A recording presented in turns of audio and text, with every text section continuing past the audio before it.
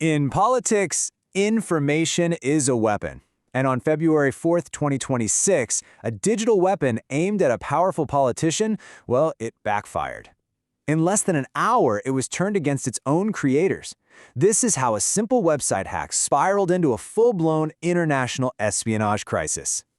So let's go back to that day, February 4th, 2026. The place is Assam, India, a state known for its intense politics. A brand new website flickers online, whoishbs.com. And its mission?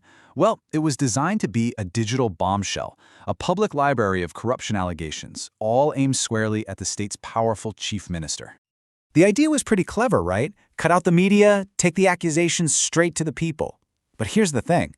Before most of the public even got a chance to see it, the site was already gone. It was compromised, the weapon was seized, and the ambush was turned completely on its head. So anyone who tried to visit the site hoping for some big political reveal was met with this instead.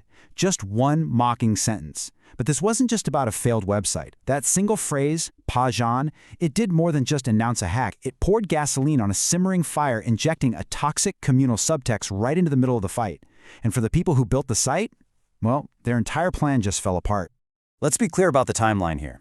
This high-stakes political weapon was live for less than an hour. That's it. This wasn't some minor bug or a server crash. No, this was a swift, brutal, and humiliating takedown. It turned what was supposed to be a sharp political attack into a public display of total incompetence. Okay, so to really get how this happened, we have to pull back a bit. We need to understand the war to understand this battle. See, this digital disaster, it didn't just come out of nowhere. It was one shot fired in a much bigger, much uglier conflict between two of Assam's heaviest political hitters. So who are we talking about? In one corner, you have Gaurav Gogoi, a member of parliament from the Congress Party. And in the other, the sitting chief minister, Himanta Biswa Sarma. You'll see him called HBS, a major force in the ruling BJP. The fight was already raging. Gogoi's side was leveling accusations of massive corruption against the government. And this wasn't just politics. It was personal, it was bitter, and it was playing out for everyone to see, day after day. And that's where the website came in. Whoishbs.com was supposed to be the tip of the spear. The plan was to create one central place for all their allegations, a kind of source of truth, filled with so-called explosive revelations. They wanted something they could share directly in every village, completely bypassing a media they felt was on the government's side. Make no mistake, this was a direct hit on the chief minister's name. And this brings us back to that one word the hackers used, Pajan. In this political environment, that word was like a lit match thrown into a room full of gasoline. You have to understand, politics in Assam is deeply divided along religious lines. Pajan can be a term of respect in the Muslim community, but in politics, it's been twisted, used as a dog whistle to accuse someone of pandering to a specific community. The hackers chose their words very, very carefully. They knew exactly what they were doing. All right, let's get into the how.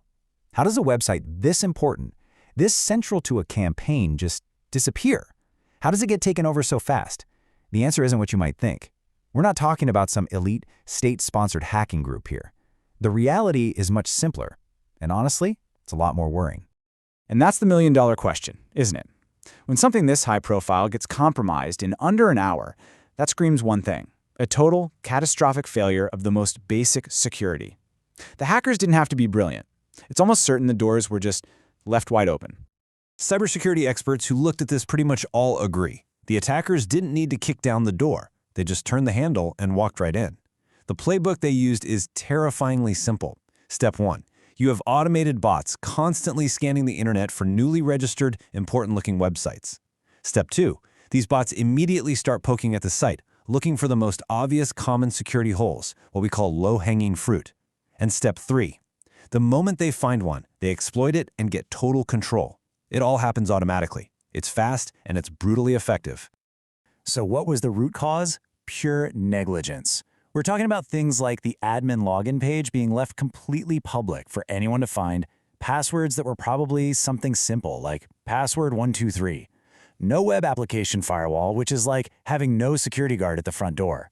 This wasn't some complex zero-day exploit. It was the result of a mindset that put speed above security, and it left their digital vault completely unguarded. And that technical failure instantly became a political disaster. See, the whole point was to talk about corruption. But overnight, the conversation changed. Now everyone was talking about incompetence. Think about that. Less than 1 hour. All the time, all the money, all the political energy that went into building this weapon, just gone, vanished. It was a total, absolute failure. And just like that, the attackers won. They got exactly what they wanted. The headlines weren't about the chief minister's alleged corruption anymore. The story was the hack. The weapon had been flipped, aimed right back at the people who made it, and it made them look like amateurs who couldn't even run a basic website. But as bad as that was, the story was about to take an even darker turn. The fallout from the hack, that was nothing compared to what came next. This was no longer just a cybercrime. It was about to become an issue of national security. The hack did more than just take down a website. It kicked open a door, and the chief minister's team was waiting on the other side, ready to launch a counterattack that would take this fight to a whole new level. Chief Minister HBS went public with a series of absolutely explosive claims. He alleged that his rival, Gaurav Gogoi, had a wife, a British citizen who had professional ties to a person from Pakistan. And then came the bombshell. He alleged this person was connected to Pakistan's intelligence agency, the ISI. The implication was staggering, that the family of a senior Indian politician had links to an enemy state. And with that, the information war exploded. The BJP camp hammered on the national security angle. They publicly questioned why Gongoi's wife was still a British citizen after being married for over a decade. On the other side, the Congress Party called it a disgusting, baseless smear campaign, a desperate attempt to change the subject from corruption.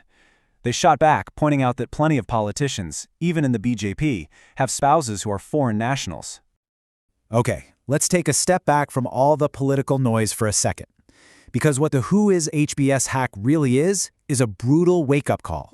It's a case study that exposes a massive vulnerability, a weak point right at the center of our digital lives and our politics. This isn't about one party messing up.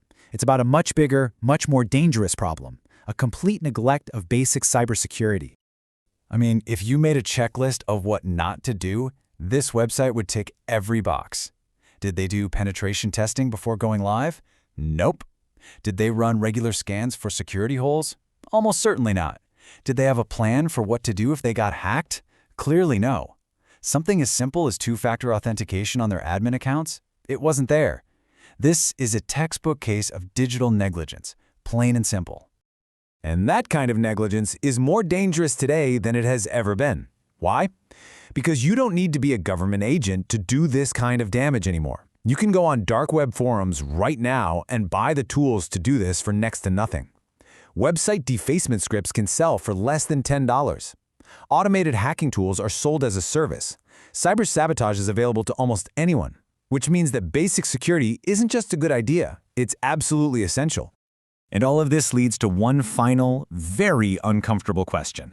This incident proved that even powerful, high-profile political organizations are failing at the basics of digital security.